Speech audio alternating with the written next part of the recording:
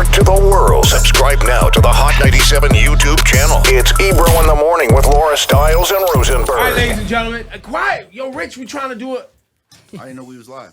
Yo, man, this is Ebro, Laura Rosenberg. Our guy, Rich Kleiman's on the show. Yo, I'm sure his family's tuned in. Shout out to the girls, you know what I'm saying? The ladies in the house that actually are the boss of this man. That's right. Listen, step close to the mic. Sorry, bro. It's my first time. I know, that's what I'm saying. I'm happy to see you. I'm happy to see you. It's not your first time, though, No, right? it's actually probably like Second my or third fourth time. fifth Yeah. time. You're a regular. Oh, I've also come up here over the last 15 years with multiple artists. I was going to go there. Meek Mill, Wale, who else? Mark Ronson I came up here with. J. Cole I came up here with. Cole, early. Saigon. Saigon. He hates my Do you know guts how right long now. I've been doing that? Yeah. That I came up here with Saigon. Yeah.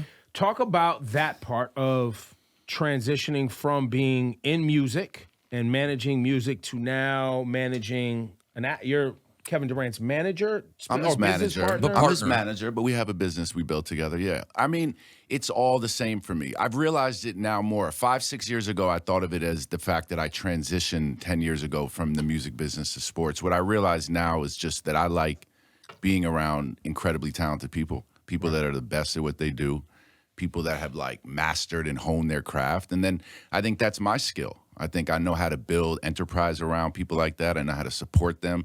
And there's really never been a limit to what I'll do as a manager, and I take pride in that role. But in turn, I gravitate towards people that are the best at what they do, and I'm fortunate that I've got to work with a lot of those people. The cool thing, though, and what I'm building in sports now with Boardroom is coming from 10, 15 years in working in music, because the culture of hip-hop when I started was the creator economy, which is like a buzzword in business now. But basically, here's Puff Daddy, here's Russell Simmons, here's Jay-Z, and here's an entire enterprise of economy around them. And in sports, when I started transitioning in, LeBron had begun doing that, took the blueprint that he saw from hip-hop, built his own. And obviously that trickle effect, or whatever that verbiage is, that went to Kevin. Ripple effect. What is it? Ripple effect? Maybe it's Yeah. ripple. Yeah. I do that a lot. Like, I know what the word is, but I say it wrong. Ripple is but close. no one You were corrects almost me. there. Well, no, he Ripple. said trickle. You were almost confusing Trickle down. Trickle down with and ripple a out. ripple. Ripples go See, out. I do that a Trickles go lot. down. I do that a lot. Still Trickle works. effect. Either All one right, it works. worked, right? Yes. Is that this next generation, which was like KD and Steph, and then now it's pandemic, Durant, right? Everybody, yeah. which was that like, I want my own business. I want my own enterprise. And I think that just aligned with where I was in my life, because I wanted the same thing. And then I think my music experience was really crucial in how I went about building that next iteration of what KD and I were going to do. So before we get to what Boardroom is, because it's a podcast No, and it's a TV a show. full think hype beast complex, Vanity Fair. So it's a building- media It's a platform. full media brand, media platform. Okay, so yeah. we're gonna get to that, but I want to focus on the enterprise around talented humans part of what let's you're do saying. that one. Because in there, that talented human, and I'm doing this for people watching, right? Yeah. Who are like, I'm talented, I want a manager, or I need I create great, but I need somebody to help me build out my business. In there, though, that individual has to want to learn and engage in understanding what you as the person identifying the opportunity is trying to do. Yeah. Talk about that, like really drilling down, like KD plays basketball, but how did he know what he wanted? Did you know what he needed? Yep. Was it a little bit of both? Yeah. Well, no, that's a great question. And I think in general, especially when I talk to young athletes or young artists, it's important to like do that self-assessment on yourself to make sure that what you're saying you want is really what you want, right? And that when you say things like, I want to build equity, I want to build a portfolio, that you really understand what it is you're saying, right? So for me, every time I talk to a young artist or athlete, I think it's first understanding simply what they want, what they envision for themselves. What was their North Star? What is it when they sit back? Like, don't be embarrassed saying it out loud. What do you want? Like, did you see yourself on magazine covers? You want to be a billionaire? You want to have the biggest foundation in your hometown and nothing else? You just want to save your money and chill, because I got a lot of respect for that too. Right. But you got to be aware of what you want. And then also, I think in the instance of Kevin, there was an understanding of like, okay, I am your manager, but he knew I had real feelings about what I wanted. And part of that kind of respect was like, if we're going to do this, because that was a big jump for me. If we're going to do this, I can manage you all day. I pride in my skills as a manager. But in terms of building a business and an enterprise, it had to be like, do you want this? Do you want what I want? Like, we're not going to be aligned on everything, but if we see like a North Star for ourselves that we're aligned on, then let's start this. And I think that's how I approach every conversation, because I think like the society we're in now, people feel like they got to speed up and get rich, speed up and build your unicorn company, like speed up and call yourself an entrepreneur. And if you're an athlete and you're making an incredible fixed income and you have to put so much time and effort into your craft, you have to look long game and understand like what you're balancing. Like, what do you want to take on? Because it's not just about like, let me find a manager, insert plan here, and we can do it. Like that would be taking away from what Maverick and Rich, Paul, and Randy did, right? Like, you can just put somebody next to someone. Or that'd be taken away from what I've been able to do, to think like, yo, I want that. I want to build equity. I want to build. But everyone can do it. Their example of it, like their version of what they can build. And I think that's the first step for all these guys and all these women that are starting in their business careers complementary to sports, is to really understand what it is you want. Or if you don't know yet, just take your time. And want doesn't equal happiness, correct?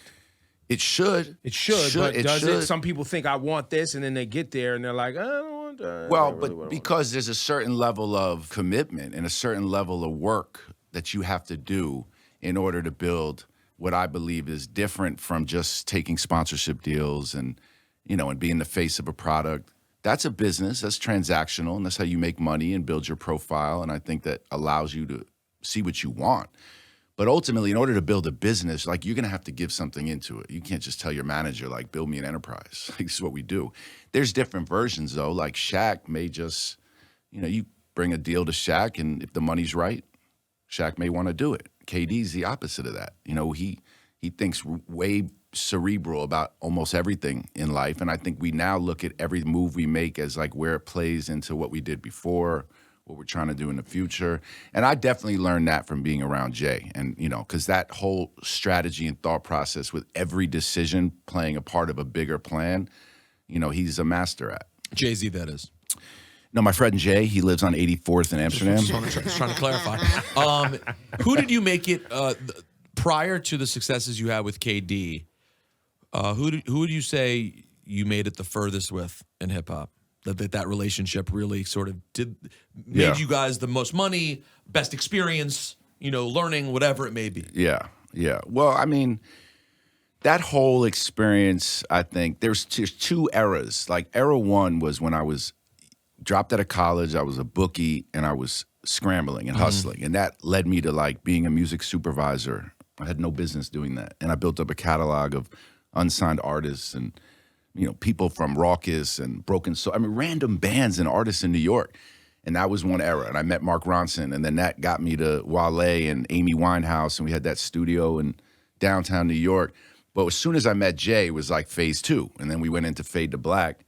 And then we moved my business over to Rock Nation. You mean the movie Fade to Black? Yeah. What, and your exact role? I was a producer in that. And so, what did you do for that? By the way, it's an incredible movie. I had, you know, I was really tight with John Manili, and he was Jay's manager at the time, and Jay. I got to know through John, and I was working at Radical Media right down the block from here, consulting for them. I always had these consulting gigs. That was my hustle when I was really young. And it's a good hustle. It is a good hustle. And John let me stay in his office. He was a real entrepreneur in that, like, he saw young people and was like, go in this back room and something great will come out of this. And I started just scoring and finding tracks and building a community of artists around Radical that were helping them bring a music strategy to everything they did. It was simple as that. And I wanted to be in sports. I was like, what am I even doing here? But I never looked at it that way. Like, the energy I got around hip hop was the same energy I felt that I was going to get being around sports. I used to stare at the front row at the Knicks game, like stare at it when I was a kid. Just like, who are these people? How'd they get this seat? How do they all know each other? By the way, do you still ever wonder that? Because like, no, because I'm sitting there. No, but yours. No. But the funny thing is, you're one of the few people who, when fans watch, know why you're sitting there. You know what I mean? Like, oh, that's Rich. He's Kevin Durant's agent and partner. He's in the front row. But when you look at a game at Oracle, for example, yeah.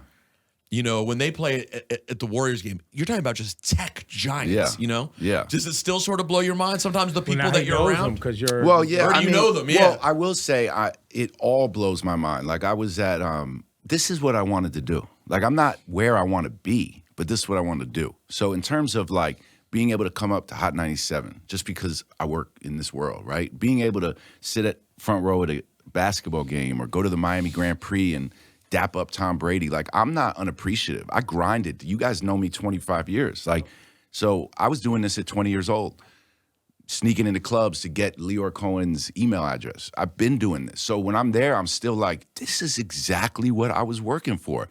But now I'm hungrier and I want to build more. But I still am enamored by it.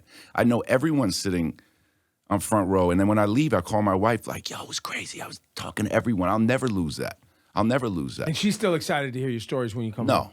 I was going to say, because Nah, because she's your tired. wife, I know your wife, and she's like, she tired of all my shit. no, bro, shut the fuck up, bro. I've done 70 podcasts for Boardroom, for the network. She's never heard one. No, half of one. Sure, She's like, you talk all day. Like, I got to listen to you when She's you're like, I've not heard it here all. in All my of it. headphones. Yo, Shit. his wife's the best, man. She's the best. So, Rich, I'm on the boardroom.com right now, boardroom.tv. Yeah. Gary V is on the digital cover, what it looks like your digital magazine. Yes. That's your first one, right? First one. Okay, tell us about that, the digital issues, Yep. and how that's rolling out. Yep. So when Katie and I went on our own, the first thing we did was start investing in venture and early stage technology, and it triggered everything for me. Investing in venture. Yes. So early stage technology companies, early stage businesses that we were getting access to and meeting founders and meeting different VCs with great pipelines of deals when we were in the Bay. Got it. And we took pride in being an investor that didn't just say, hey, it's KD. If you want your brand marketed, like that was the old world. We were like, we're investors. You're not going to get anything from KD. You're going to get our organization as strategic investors,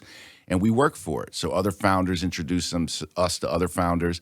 What I started Meaning to realize— we're not just giving money and hoping we get a return. Like, if we're invested, we Yeah. want to be in Right, here so if I- making sure that this is Yes. successful. If I invest in a consumer brand, a fintech company, they say, you know what, you know anybody, a voice in New York City, got a big presence, got radio access, Ebro. I'm going to connect you to Ebro. It could be that. It could be, here's a plan for how I think you should position your business. Here's the right way to roll it out in like social orbit. Anything that I could do, invite them to dinner with me, bring them to the game with me, and start to see how that access started to benefit them. What I wish I had, this was 5 years ago, was a way to storytell around these brands. And that was the genesis of Boardroom. Was I did not graduate school. Nobody connected me to anybody. And somehow I'm exactly where I wanted to be in sports. And if young people don't realize that the way to get into this industry, sports, music, anything in this culture that we're all like fortunate to be a part of, it's not going to law school to be an agent or like grinding up the ladder at a team or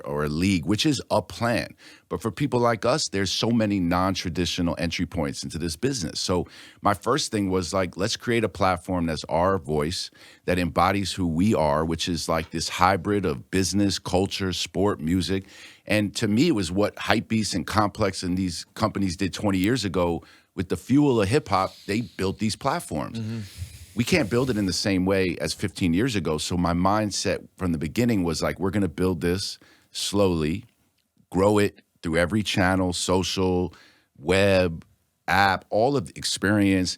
And then when it's time to put my foot on the gas and we built the brand, we're going to have something special. And it's going to include NFT and experience and all the different things that we're going to curate that represent this, a la Hypebeast or Vanity Fair. And now we have a full editorial team, full video department, full social team, experience, newsletter, pod. KD and I each have a pod and a show, but those are just shows on the network. But, you know, we have a newsletter comes out every day, and it's all on boardroom.tv. And to me, it fully represents what our vision was. And that's the best feeling. Again, we're not there. Like, we're not done. I want to build this thing as big as I can go. And I see a whole vision for how it works with what KD and I are doing in film and TV, how it works with venture, and it all plays into this platform at the center. And Gary V, I think, leading into this conference this weekend, he's doing a big conference, right? VCon. You know, he's the first entrepreneur on the cover. And I think it was more of like a way to say, look, we all have known of Gary V in different ways. You may have heard him pre-pandemic on the internet and thought, is this even real? Like, what is this? And then during the pandemic, it was like, damn, this shit is real. This guy's at the forefront of everything, NFT, collectible, trading card. But in reality, he's got close to $1 billion business. And it was like, this is somebody that we were saying, this is who you really got to respect as an entrepreneur in this business. However you see him getting into it, he's here. And, you know, we're going to keep doing these once a month. And keep creating new content, new experiences, signing new collaborators, and it's really exciting because of all the things we do. You know, managing Kevin was a bucket list thing. Like managing one of the greatest athletes in the world, and investing in venture, I learned on the job and fortunately did well. But everyone needs something that's theirs, that you built. You know, when you look at all the people we look up to, they have a million things going on. But there's one thing in the center. They have something that's their thing. And for me, that's what Boardroom is for KD and I right now, and it's really exciting. And just before we transition our Boardroom, I think I followed it since you launched it, and I think that you're doing a great job of making it specific to the name.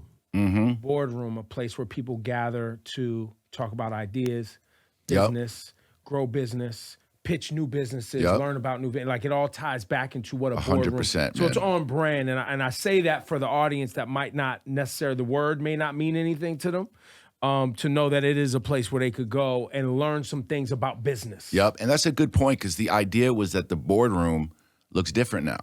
You know, I think people, you know, theoretically it was like scared of the boardroom. The boardroom is where the suits are. Now the boardroom is where a diverse group of entrepreneurs and executives in sweatpants are. And we're talking music, we're talking fashion, we're talking crypto, blockchain, and it's mainstream. And that conversation has been driven and rooted in sport and hip hop. And that's what this platform's about. Now, do you anticipate that you'll be able to, your office in the city, do you anticipate that over the next many years, you and Kevin will be spending all of your time in New York Boardroom City? stays in and around Brooklyn and New York City. Do you think you guys will be staying around the New York area for a long time?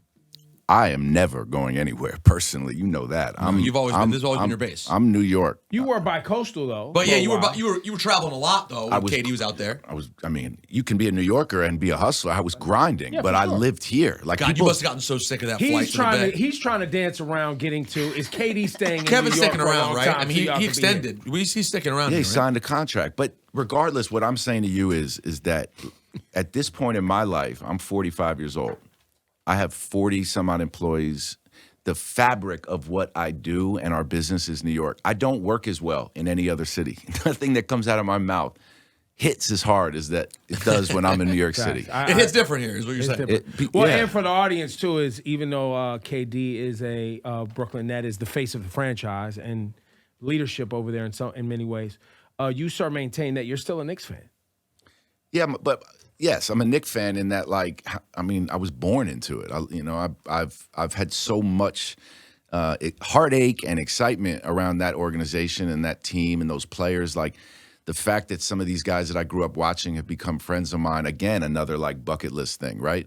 But it doesn't take away from the fact that KD supersedes all that. So when he was in so you're with me now. You're a Nets fan like me. Yeah, Brooklyn Nets, baby. Yeah, but 100% I am. But at the same time, I was able to balance being a Warrior fan and a Knicks fan. I was able to balance being a Thunder fan and a Knicks fan. Same way I balance being a Nets fan and a Laker fan. See, it happens, man. When you evolve in life, man. Except his makes sense, but yeah, exactly. No, but no.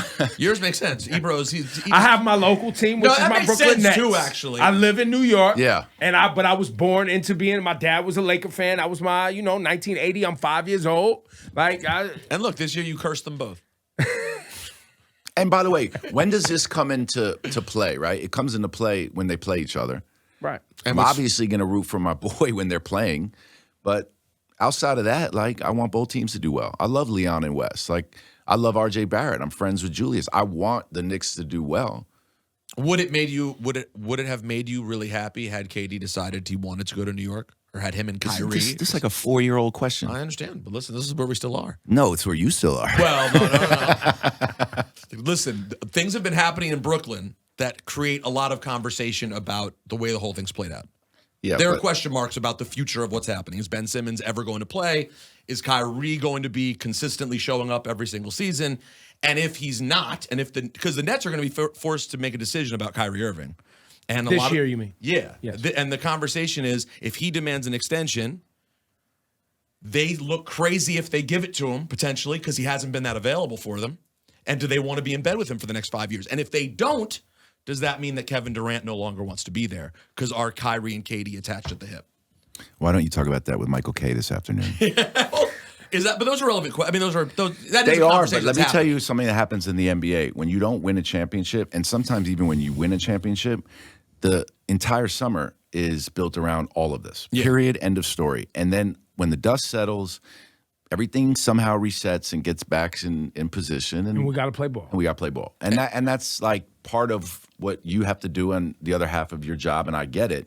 But I also now know, right, because I have now been doing this for 10 years, and I'd say 7 of the 10 summers, Kevin has been part of a conversation because we signed 1-year deals when we were in the Bay. And you just realize, like, and it's crazy because I used to joke about this when I worked at Rock Nation. I'd be like reading something in allhiphop.com, and it'd be like Jay-Z in Club Brawl in China. And I'd be like, I just saw him in the hallway, though.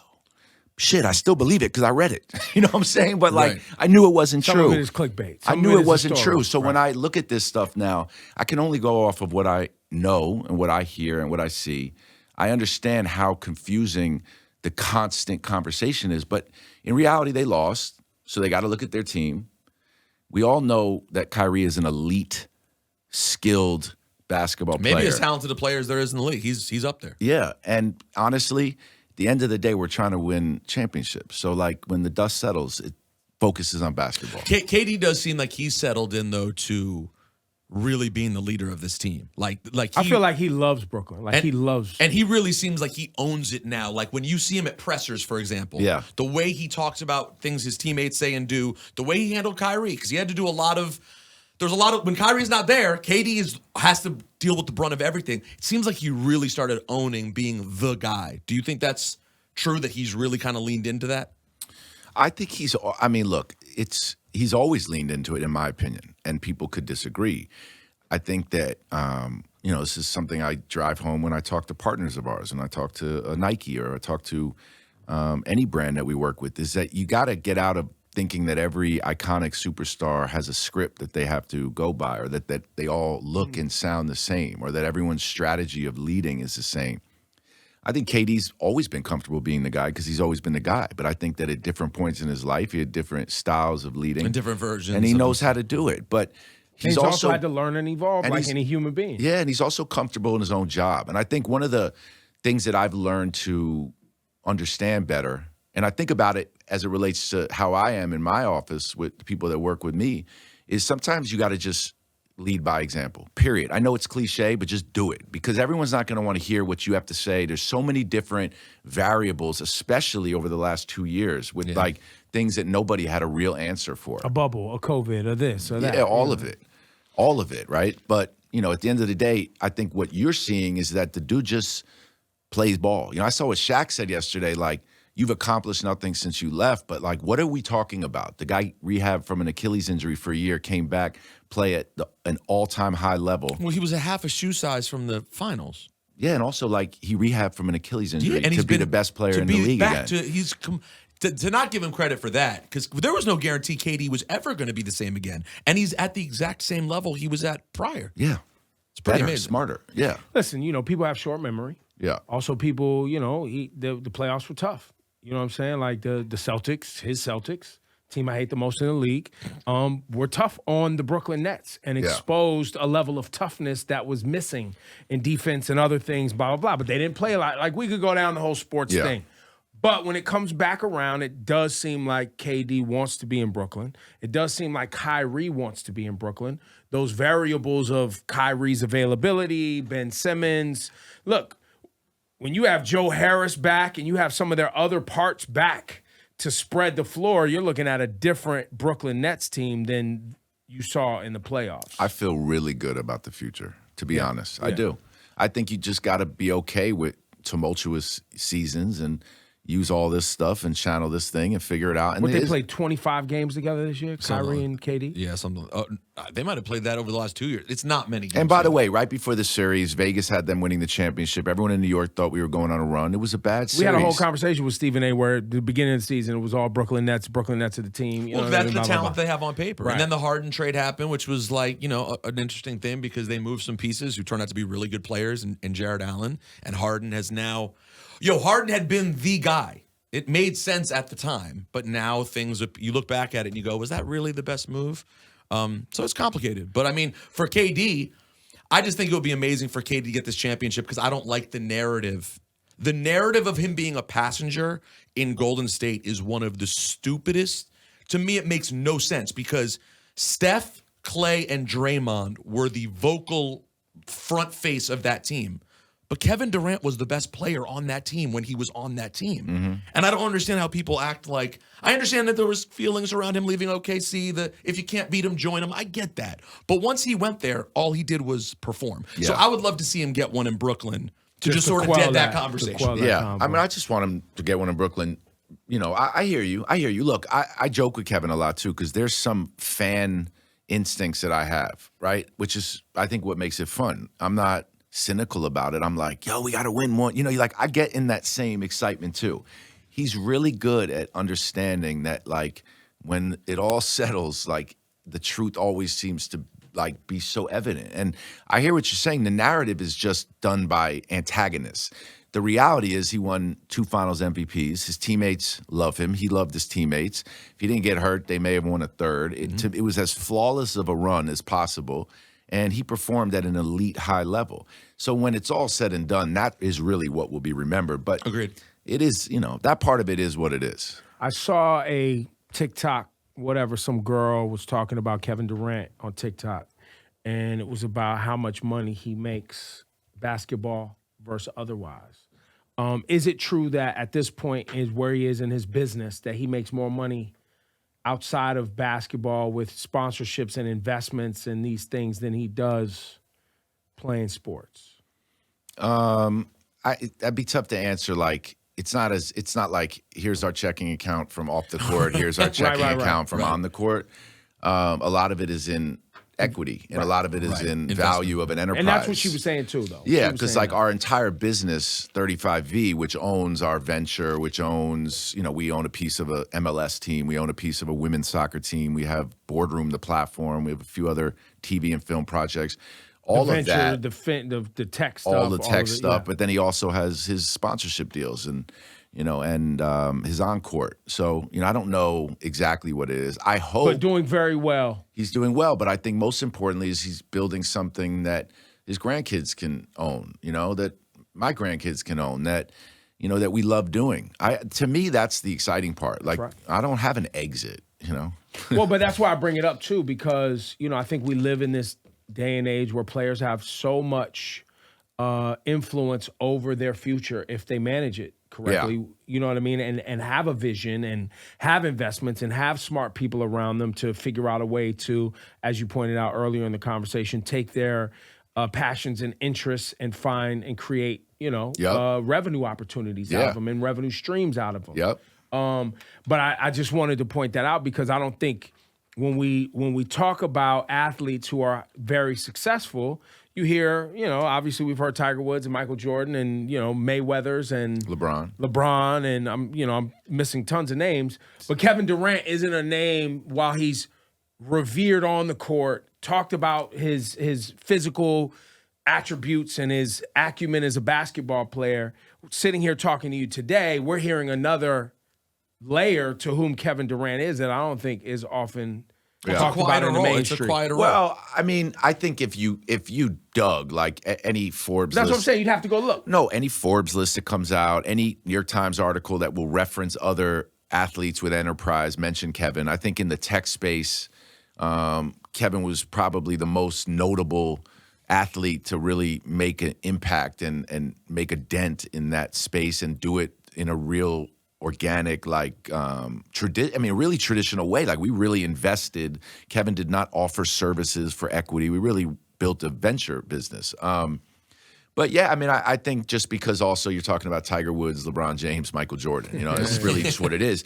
But, you know, I think very, very, very close below that is the empire we're building. And in some ways, I think it stands next to some of the things they're doing. But these guys are also, you know, one of ones that have set the I'm not saying that he us. should be. I'm just saying that for the person watching this conversation, talking about Kevin Durant's entrepreneurial interests and venture, I don't think has been a the idea. headline. Well, yes, the idea that Kevin owns a full media business, scripted and non-scripted, a digital media platform, NFT distribution, 2 sports teams, a venture fund, like that. Where's that? E-commerce platform that we partner with Steve Stout on. You know, we have a ton of but you know, I think the people that need to know, and I think that, that's what I meant about Boardroom, is that, like, for us, you got to have a flag. You got to carry something. I could have just managed Kevin. We could have simplified it. Could have been 4 or 5 of us. I would have been in here with my backpack. Could have went back to bed after this interview, moved to Orange County, California when I was done with a nice bit of savings. You wouldn't have done that. No. I wanted to build a monster. You and described it sounded kind of appealing, though. Yeah, No, but the let me Orange tell you County part, something. the Orange County part is the only part I'm calling Yeah, to bullshit find out on. the He's Orange not County moving to part, Orange but County. like, you just being, is there any appeal to you though? If you just taken the simple route, because let's be honest, Rich, you'd still be rich. You'd still be Gucci. You mean Yeah. Rich Kleiman? No, or he'd be Rich actually Kleiman wealthy? and he'd be rich also. But listen, you're wired one way. When I used to, any present that somebody got me as a kid, a toy, this sounds fucked up. You sold it and got something else, didn't I you? resold it in 2 seconds. You're a psychopath. In other words, you're a psychopath. I was a bookie from 18 to 21, and I had 3-4 different colleges sending me money. I had people collecting for me. I had security that ran clubs in Boston. I could never have just been an agent and collected commission and chilled. I wouldn't have done It's it. just not who you are. And I needed to build something. This is fun. I love this. I absolutely love this. It's like my wife and kids, this. What did you say to Tom Brady? There's one other thing, too, but I can't say that, You can't? Well, what else? Nah. You saw Kevin's Letterman clip? No. New one?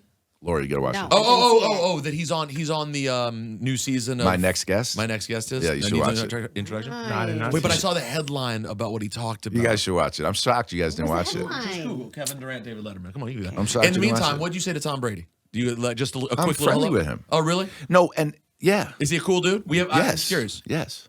But you guys know, like, you guys are 2 really close friends of mine. You were at my birthday. I when I had $0, I had a big network.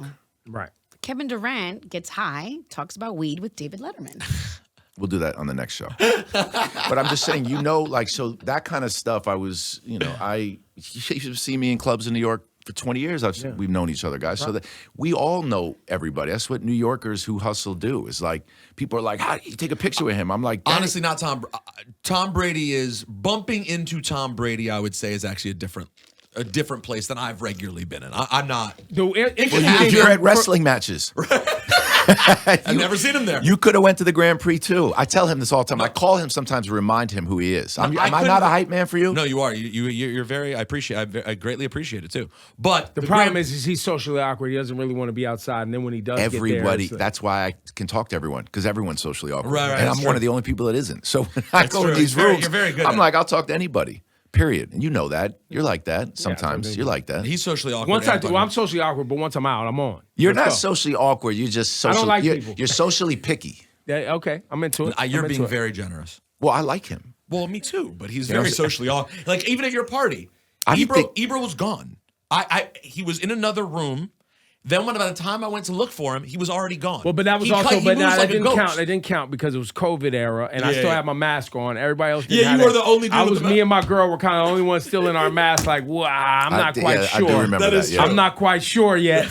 That is true. That is Yeah. true. But I remember I was like, hey, we got to go make sure. I said to Natalie, I'm like, we got to go see Ebro before him and Jazz leave. We turned around. I was like, it's too late. It's already happened. But to forever your leave credit, you. you came and you know your own style. So you said hello to me, and we spent 5-10 solid minutes Oh, early. chilling. Boom, yeah, that's it. Early. yeah. I got there early for sure. Early's the new. Early's the new I'm the move. king of yeah. early. Early's the new move. king. And in general, everything starts too late, man. Why does Dad everything talk. start That's so dad late? talk. It's dad talk. And you run a business now, and you got an office of people, and you got to show up. Yeah, you and gotta I motivate go. people. I'll go out a little bit, but like during Met Ball week, it was the first time I ever got invited to some like real shit. I was excited. I was gonna get dressed up and stuff. Shit start 12 o'clock, 1 o'clock in the morning. Nah, bro. No, it's you know what else it is too? It's the one thing that LA has right that New York Yeah, doesn't they start have right. early. They start early because their whole life has to be early because they live on East Coast time. Well, Yeah. no, to the some bars degree. close. at And they're 1. behind us. Everything closes early. Everyone's that's out. why. They're Sunday- 3 hours late. They're always 3 hours late. Right. So, but they have that early. Like they love Sunday brunch for a party day. I love do that. too. Me I too. want to be done partying by 8 Bro, o'clock at brunch night. is. I did that over NBA All-Star Weekend with the Coinbase. best. I threw a 12 to 4. The best. What do you do to Perfect know? time. What, You're what, drunk at 4. You're eating dinner at 6. You're asleep at 8. yeah. That's a night. And if you want to go back out, that's You fine. could go back if you want to be crazy. Go ahead, go Yeah. back out. You want to be crazy? Kevin Durant smoking weed and talking about with David Letterman. I know it's probably gonna get a lot of coverage, but people smoking weed now is not. Is that a big? I mean, No, it's not a big deal. It's not a thing. It's not a big deal. It's not a big deal. And honestly, Pain management. Anxiety. whatever, sleep Whatever. aids. In lieu of Sleeping, drinking? yeah. How about in lieu of drinking? That's right. Yes. And driving, or in lieu of drinking and going out? How about like very responsibly smoking, mentally feeling a bit more relaxed physically, taking the edge off, getting a good night's sleep, a good meal? I'm all for This it. is one of my favorite stories in sports. Was a friend of mine was he helped with medicinal use products for the Washington football team several years ago. That sounds like a drug dealer, dog. What do you mean he helped with medicinal use? You know, For the what kind of- are you an op or what? I'm trying to say it discreetly. Oh, I thought you was really saying. No. I'm saying. Oh, Well, no. he's also caping for the commies too, the Washington So commies. listen. So Oh my boy would Yeah, help. well, I don't like that team, so I'm like, whatever. My boy would help players out in that way. And Ew. one time we were there. He was like, "You want to come with me? I'm going to go see so and so." And I said, "Hey, sure. I'm a fan of the commies." So I said, "Sure, let's go." And the player was enjoying some marijuana. This is mid-season, and I said to him, "I was like, wow, it's just like smoking weed during the season." And he was like, "Bro, if I get a DUI walking from my kitchen to the living room, I deserve it." Yeah. And I was like, at that point, I was like, "Oh, you're a way smarter athlete to Yes, stay home I and bet smoke you. weed than go out and party." Yeah. And what about these guys can't even get themselves like damn near stand up straight till Saturday night before the game. So, Right. I think that's fine. By the way, you call them the commies? That is not a good nickname, bro. That's what they're called. I'm mocking. No, he's That's mocking. like communists call each other themselves commies. He's mocking me by calling them the commies. I'm just owning the insult. We are the commanders, okay? They're the And by the way, don't talk too much trash because your partner is a commander's defender as well. Yeah, he loves them. Loves them. But they should have went with Washington football team. Yes, we all agree. we Why all could thought so, too. I wish you could have gotten that done. I was trying to tell everyone who The would Washington listen. football team was great. was hard. We did tell them that, by the way. Did you? Yeah, we did tell them that. I just want to say something. I think this show, and you guys have incredible ratings, and I know people know you, but I still think underappreciated. I think all of your guys' dynamic is incredible. I think you guys are stars. You guys, truthfully, the year from September to May of post-pandemic, I've told you this multiple times, very therapeutic listening to all you guys with me and my family during that Thank you, period. man. You get very deep sometimes a little serious. And Yeah, no, I get that. I've told you when that happens that everything you're saying is straight on because I respect you so much, but I'm like, damn, I want to laugh this morning. And then, Believe me, we try. does, he tries. And then I can't. I try, and then he goes, Rosenberg always wants to make it jokes. Yeah, and We I want to balance do it a out, ride or though. die. We I want to do a do. ride or We die. try. Who we doing to ride or die? I was thinking about this because it says ride or die chick. I'm not going to do it with my wife. Like, that's insane. Why? Because she'll know everything I'm saying is bullshit. Like, Oh. as soon as I call, babe, I'm in trouble. She'll be No, like, don't say that. she'll be like, don't nah. say that. Be like, babe, just go, babe, yo. I was thinking I'd get KD. But we have to change it from ride or die. Like, No, it's just ride or Homie. die. But it could be homie. Yeah, it doesn't matter. You're It's you're just to see- overthinking it, bro. because Yeah. I don't think he'll come through for you. You know what if you hit him? He'll with- be like, yo, just hit me right back. Though. Here, go in the other room. Here, I'm gonna have Griff, the producer, call your phone. We're gonna do do it this. right now. We're gonna do it. It can fail. It can 1,000% be a failure. It's great if it's a failure. It doesn't matter. The problem is he may not get up since he's in. That's all. Well, either way, then he fails. Nah, But that is what a ride or die is supposed to do. Nah. I got to think of it. Come on, let me think of that. No, you don't need it. It's better if it's not a crazy scenario. It's like, yo, can you get on a plane tonight? It could just be like, yo, I need you to get on a plane tonight. They're thinking of pulling out of this deal, and I need you in the room. And he could be like, nah, I can't make it. Like, yo, we're losing $20 million. You can't get on the flight? He's like, nah, I'm cool. You think he'd believe? You don't think you could trick Dave if you said you were in trouble? That you actually got like if we went traditional ride or die and you hit him with the like, yo, I got pulled over. I'm in trouble. I can't call my wife. I need you to help me out. You know what he would say? Huh? I would call you, bro. Oh my God. Right. exactly. All right, what about Why this? you What about calling this? me? What about this? Ride or die, boom. Katie picks up the phone, and you're like, yo. You got traded. No. I wasn't even going there. I was going to say, yo, someone stole all your weed out of my trunk of my car. It said your name on the outside of the package. but and it was that- all I'll be would right you there. He'd be like, I'll be right there. What if? How much we? We got to get out in front of this. We need a plan. Oh, shit. Rich Kleiman of the Boardroom, theboardroom.tv. Boardroom.tv. Boardroom.tv. Or follow him on Yes. Instagram. forget me. Go to No, Boardroom. I meant Boardroom. Oh, on Instagram. or go to @Boardroom, but Boardroom.tv. And I'm ready to push it like that because I'm proud of it. I think everybody's going to mess with it. It's very informative. Thank You have a you. little bit of everything. Entertainment. And I follow, right now, Yep. I'm looking at 10 NFT collections to know ahead of VCon, and There- I'm learning a lot right now. Thank you, It's actually Laura. pretty fire. And Thank you. I follow Boardroom Breakers as well. The newsletter. The IG page. Shoot, I hate to blow you up, but that was absorbed by Boardroom about a year ago. I hope you're not still following it. Oh no! What do you mean? What do you mean it was absorbed? Well, I just brought it all into one account, but Yeah. Boardroom Breakers is a newsletter. We'll edit that in post. Oh wow, you're right. So that's just part of the Boardroom that I follow. So I just follow Boardroom and see it there. It's good. We could just keep saying Boardroom this way. Boardroom. Boardroom. That was the exact thought process. How do I get a? Go on Boardroom.tv and get this merch, but I'm going to send all of you guys your Are own. you? Yep. 100% Yeah, I am. the You shop. know I followed through. We're waiting. I want that. I like that one. All of you know I followed through. I he's don't a go man of back his on my word. He's definitely a follow through kind of guy. Rich, we love you. Keep doing great. Appreciate Thank you bro. guys. I appreciate Thank all you, of you. Rich. Yo, and I don't know if we ever formally thanked you for even when you brought KD by the program, and if he ever wants to come Honestly, up and talk thank again. him. He wanted to come by. Well, shout to that guy. He'll come by again when he's back. He I loves just you want guys. him. I want him up here so we can argue about rap again. Well, I He think you loves should. arguing about rap. I honestly think you should have him up here whenever he wants and you guys want, just to talk music. Because That's what I said. All right, let's- his music. You guys know his music brain is elite. We need him on Whitish Wednesday. I know he should be on Whitish Wednesday. Should be on Whitish Wednesday. That'll be fun. Great. We'll play like pop. Does he know any rap. white? Does he know any Whitish? Is his music game good, or is he so hip hop that he don't even know like mainstream white No. music? No, he'll know. He's just smart and is aware. He knows. And by the way, When are we leaking some of these rap records we keep hearing about on the internet? The internet talks Wait, about his yo. raps. Yo, wait. Actually, wait. Is there a plan? There's really. There's a plan. There's always a plan. It's always. All right. Thanks, Rich. Give it up to this guy, Rich Kleiman, man. Thank you, guys.